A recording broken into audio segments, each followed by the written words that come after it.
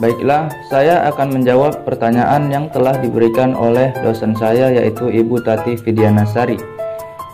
Di sini pertanyaannya seputar tentang metabolisme enzim.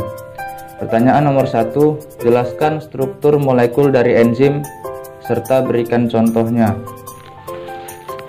Dapat kita lihat, enzim terbagi menjadi dua struktur, terdiri dari dua struktur, yaitu protein atau disebut apoenzim dan kofaktor. Protein atau apoenzim ini adalah enzim yang tersusun atas senyawa protein dan merupakan jenis yang paling mendominasi dari semua struktur enzim yang ada. Kemudian sifatnya ini labil atau mudah berubah dan kerjanya dipengaruhi oleh suhu dan pH. Sementara kofaktor ini adalah enzim yang tersusun atas senyawa non-protein. Kemudian kofaktor ini dibagi menjadi dua bagian, yaitu molekul organik atau koenzim dan molekul anorganik atau ion logam. Molekul organik ini atau koenzim ini contohnya vitamin, flavin atau hem. Kemudian molekul anorganik ini atau ion logam ini contohnya bisa Mg2 positif, mangan 2 positif atau ferum 2 positif. Kemudian masuk ke pertanyaan yang kedua. Jelaskan dua model cara enzim bekerja. Yang pertama yaitu ada teori lock and key atau kunci dan gembok.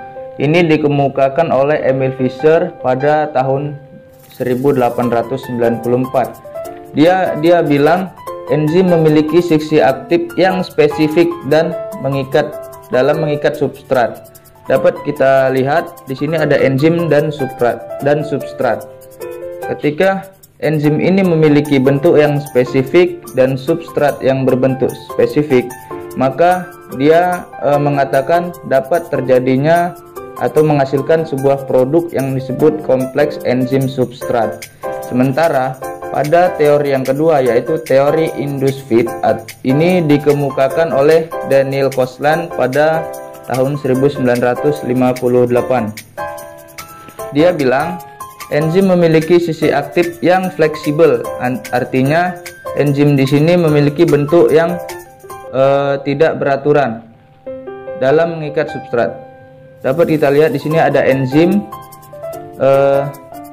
ditambah dengan substrat, maka dia tetap menghasilkan kompleks enzim substrat walaupun bentuk enzim tersebut tidak sempurna atau tidak beraturan.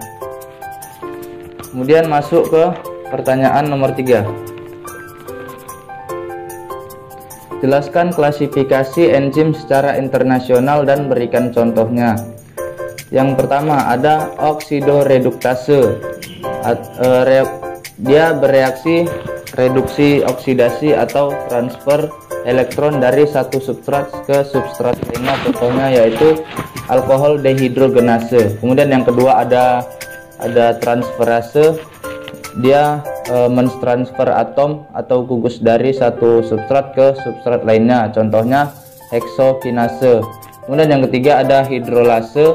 Dia bereaksi secara hidrolisis atau pemecahan ikatan karena adanya air, contohnya yaitu tripsin. Kemudian ada yang keempat ada liase.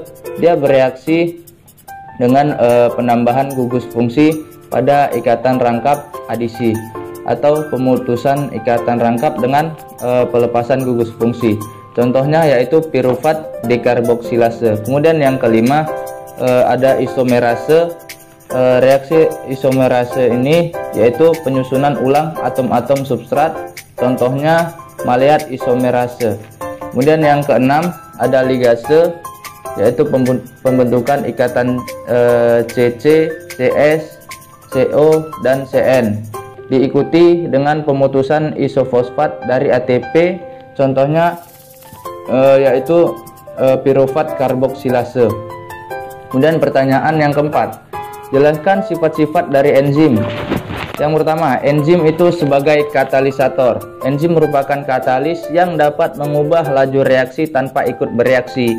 Enzim bersifat khas atau spesifik kerjanya dan aktivitasnya dapat diatur. Tanpa kehadiran enzim ini, suatu reaksi itu sangat sulit terjadi. Sementara dengan kehadiran enzim, kecepatan reaksinya dapat meningkat 107 kali.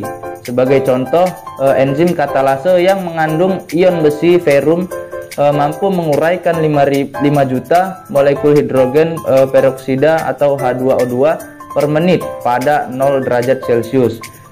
H2O2 hanya dapat diuraikan oleh atom besi, tetapi satu atom besi akan memerlukan waktu 300 tahun untuk menguraikan sejumlah molekul H2O2 yang oleh satu molekul katalase yang mengandung satu atom besi diuraikan dalam 1 detik. Kemudian yang kedua, enzim itu suatu protein. Karena enzim itu memang merupakan sebuah protein. Struktur dari suatu enzim tidak lain adalah protein karena aktivitas katalitiknya bergantung pada integritas strukturnya sebagai protein.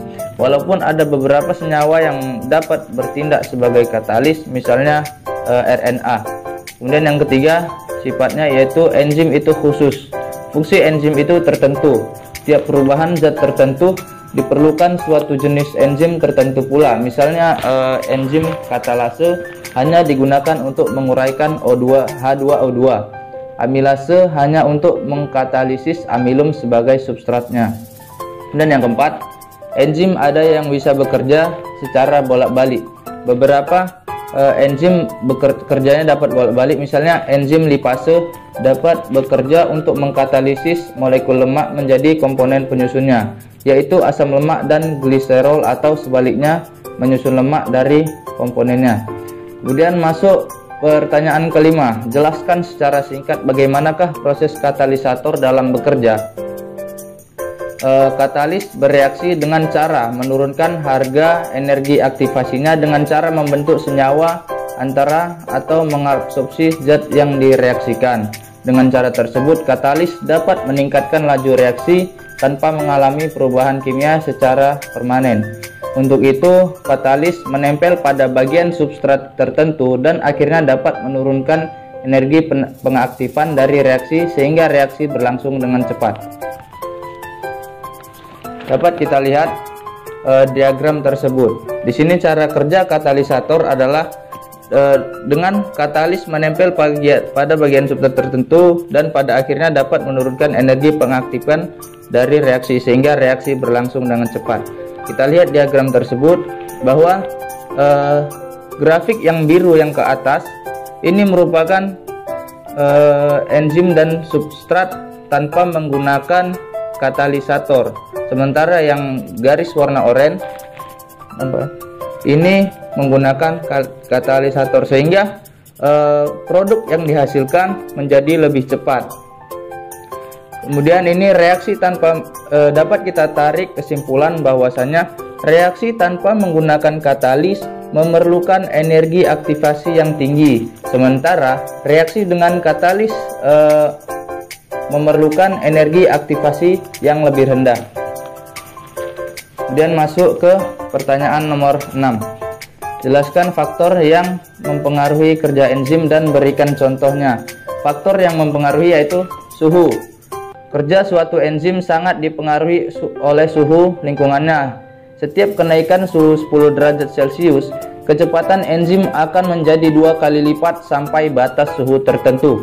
Ingat, enzim dan protein pada umumnya dinonaktifkan oleh suhu tinggi. Kemudian yang kedua ada pH. Semua enzim peka terhadap perubahan pH dan nonaktif pada lingkungan pH yang sangat rendah atau asam kuat dan pH tinggi atau basa kuat. Contohnya yaitu enzim pepsin memiliki pH optimum 2, sedangkan enzim tripsin memiliki pH optimum 8,5. Yang ketiga yaitu ada konsentrasi enzim, substrat dan kofaktor.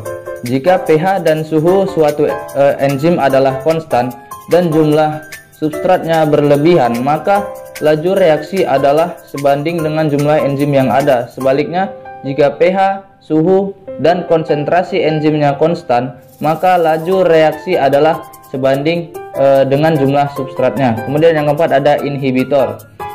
Inhibitor adalah penghambat. Aktivitas suatu enzim dapat dihambat oleh suatu senyawa yang dikenal sebagai inhibitor. Ini dia penghambat. Inhibitor digolongkan menjadi dua jenis utama, yaitu yang pertama yang bekerja secara tidak dapat balik atau irreversible. Kemudian yang kedua yang bekerja secara dapat balik atau reversible. Penghambat yang irreversible adalah golongan yang bereaksi dengan atau merusakkan suatu gugus fungsional pada molekul enzim yang penting bagi aktivitas katalitiknya. Sebagai contohnya adalah senyawa diisoprofil fluorofosfat atau DFP yang menghambat enzim asetilkolinesterase, yaitu enzim yang penting di dalam transmisi impuls syaraf. Kemudian penghambat yang reversible yang dapat balik adalah inhibitor yang reaksi kimianya berjalan dua arah atau dapat balik dan bersifat tidak stabil. Ketika inhibitor mengikat sisi aktif enzim, maka inhibitor ini dapat dipisahkan lagi dari ikatannya. Contohnya inhibitor reversible adalah ETA atau ETA ini merupakan senyawa inhibitor bagi enzim golongan protease logam karena kemampuannya dalam mengelat ion logam. Kemudian masuk ke pertanyaan nomor 7. Jelaskan bagaimana mekanisme feedback inhibition dapat terjadi pada enzim.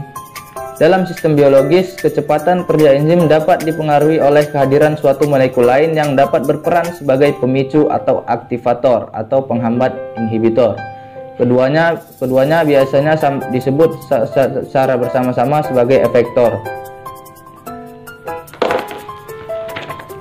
Dapat kita lihat di sini terdiri dari 5 substrat, yaitu substrat A, B, C, D, dan E, dan terdiri dari enzim A, enzim B, enzim C, enzim D, dan enzim E.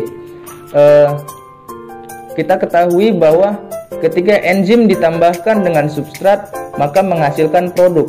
Sementara hasil atau produk di sini dia dapat menghambat aktivitas salah satu enzim sebelumnya. Misalnya dapat menghambat pada enzim A atau enzim B atau enzim C dan seterusnya. Dapat kita lihat kesimpulan, produk atau hasil yang dihasilkan oleh ikatan enzim dan substrat menghambat aktivitas salah satu enzim sebelumnya, bisa di enzim A, B, C, atau D dan E.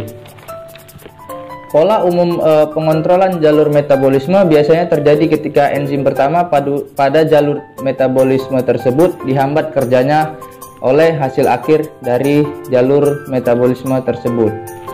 Demikian pertanyaan yang dapat saya jawab. Lebih dan kurang saya mohon maaf. Saya tutup. Wassalamualaikum warahmatullahi wabarakatuh.